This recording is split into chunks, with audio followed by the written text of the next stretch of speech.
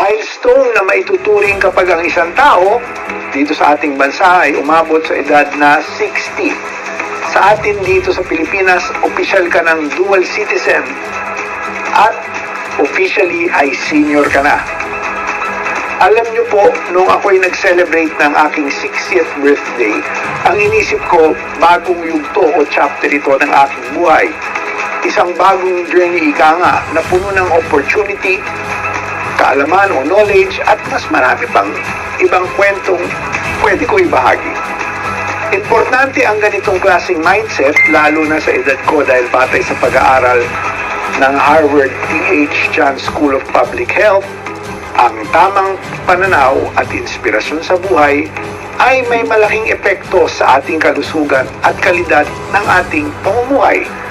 Marami sa mga suliraning kaakibat ng pagtanda ay lumalala kapag nawawalan tayo ng motibasyon at saysay sa ating pang-araw-araw na buhay.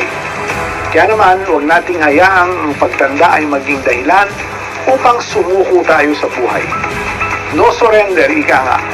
Sa umagang ito, pag-usapan natin ang mga paraan para gawin nating mas makabuluhan ang mga susunod na taon at kung ano-anong mga benepisyo ang matatanggap nating senior citizens habang tayo ay nagkakaedad. Ayon sa isang pag-aaral ng Harvard T.H. Chan School of Public Health, ang senior citizens na may mas positibong pananaw ukol sa pagtanda ay may tendency na mabuhay ng mas matagal. Gayon din mas malusog kumpara sa mga may negatibong pananaw. 43% na mas mababa ang panganib sa buhay nila.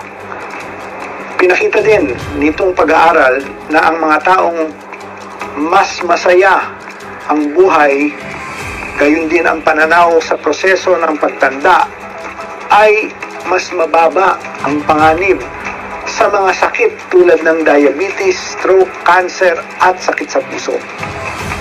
Paano nga ba natin mapapanatili ang ganitong klaseng pag-iisip?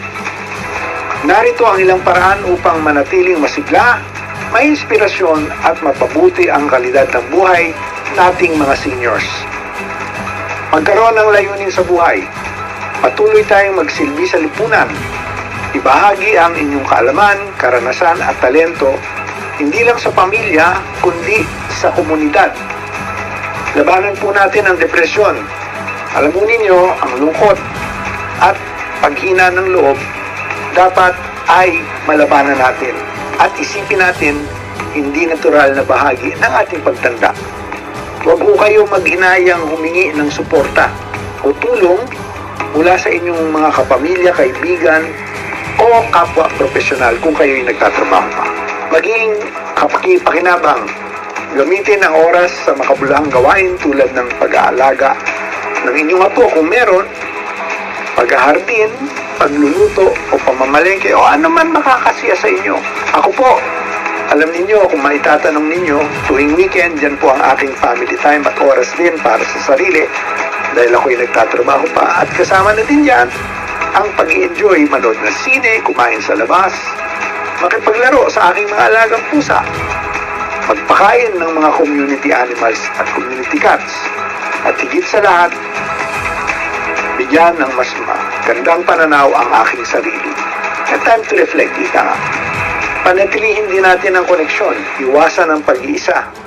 Connect to family, to friends, to former colleagues, to former classmates, dun sa mga naging kasama natin sa buhay nung tayo nagsisimula sa ating karera at kung ay nag-aaral pa, our high school friends, college friends, etc.